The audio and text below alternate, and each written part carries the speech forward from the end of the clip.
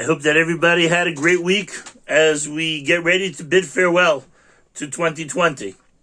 Marcel Sternberger was a methodical man. He was a creature of habit. He traveled on the same train to work every single day.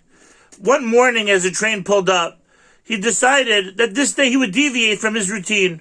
He had a friend, Laszlo, who was sick, maybe even deathly ill, and he wanted to make sure to get to visit him in case the inevitable happened.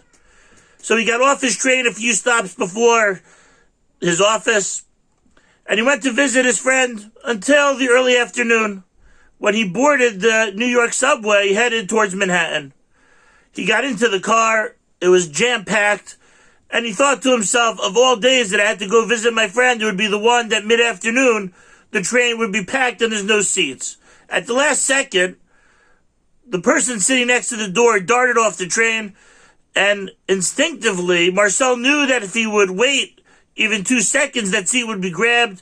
So he made a move for the seat, and he sat down next to a young man reading a Hungarian newspaper. Marcel looked over, he tried to mind his own business, but eventually the person next to him realized that he was reading the other side of the paper, and they struck up conversation. Turns out that this young man was from Debrecen, Hungary, and he wasn't looking for a job in the classifieds, but he was scanning the paper to see if there was any mention of his wife. They started to talk. The man was taken from his home by the Germans, taken to the front. His job was to bury the dead German soldiers. And after the war, he walked hundreds of miles to make it back to his home to try to find his family.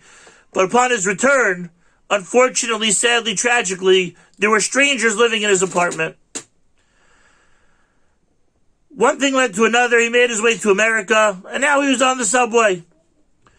Marcel said, this story sounds so familiar to me from somewhere. He's racking his brain for where he heard something so similar, and he remembered that past Saturday, he was at a friend's party, and there was a woman who was from Debrecen. What were the odds that in just a couple of days, he would meet 2 people from the same town in Hungary?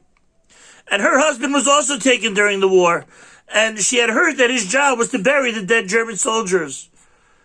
As they talked, finally, Marcel said to the man, Bella Paskin, he said, was your wife's name Maria by chance? He said, yes. How'd you know that? I didn't tell you that. And Marcel took out a piece of paper because he was so struck by the young woman at the party that he wanted to invite her.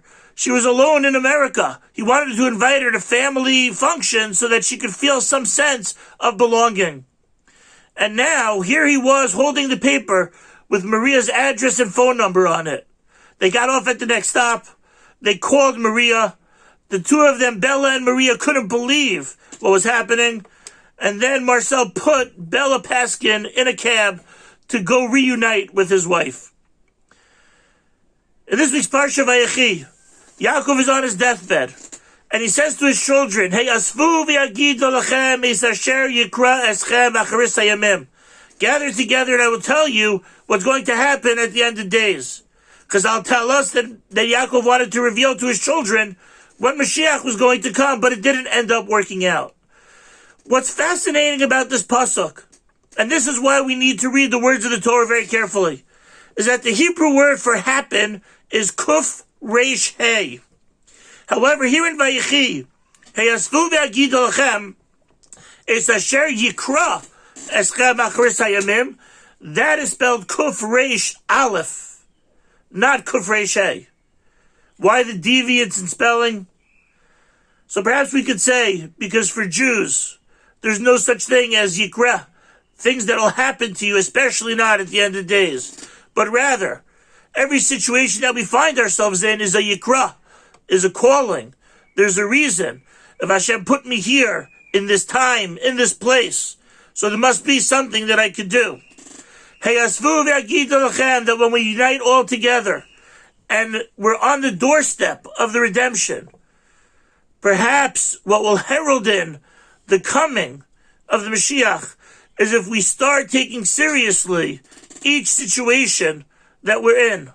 to realize that nothing is coincidence, that Hashem is orchestrating our missions, and that if we find ourselves in certain circumstances, then Hashem believes that we could contribute to what's happening in that environment. We should see miracles happen in our lives all the time. And one way to recognize that is if we have the attitude of that every situation that we're in is not a coincidence and it's not just a happening, but that is a mission that Hashem is sending us on. Have a great Shabbos.